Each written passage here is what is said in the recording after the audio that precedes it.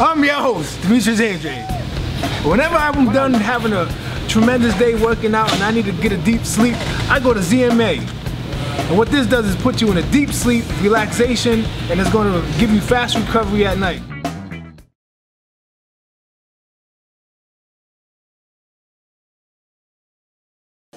You mentioned you weren't too happy about Mikey's performance, but on the flip side, what did you think of Spence's performance? I didn't think anything of Spence's performance. I always knew that Spence is an elite welterweight. He is a very, very good fighter. And I don't think the same about Porter. I don't think the same about Danny Garcia. I don't think the same about the present Thurman, not the past Thurman. I don't think they're elite fighters.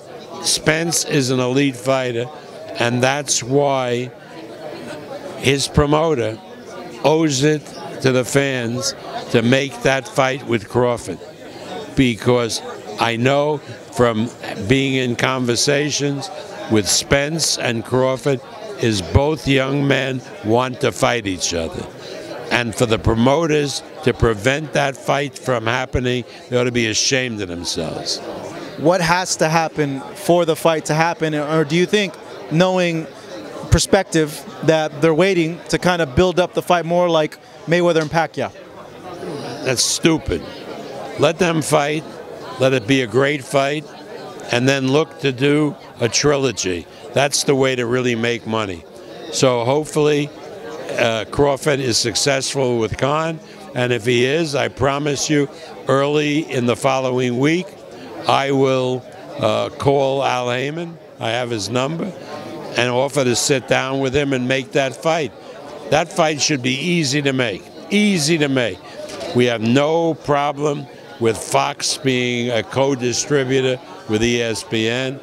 It'll be great to have these two networks plugging the fight. It'll do massive business, and that's what should happen. But hey, you can't dance by yourself. Very true. You have to have a dance partner in order to make these fights happen, as we've seen in the past. Particularly when I know for sure that the fighters want to test each other by fighting the other guy.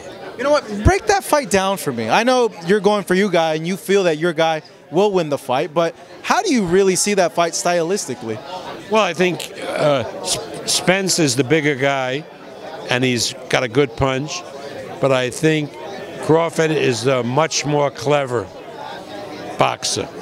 And I think Crawford digs down deep and finds a way to match his opponent.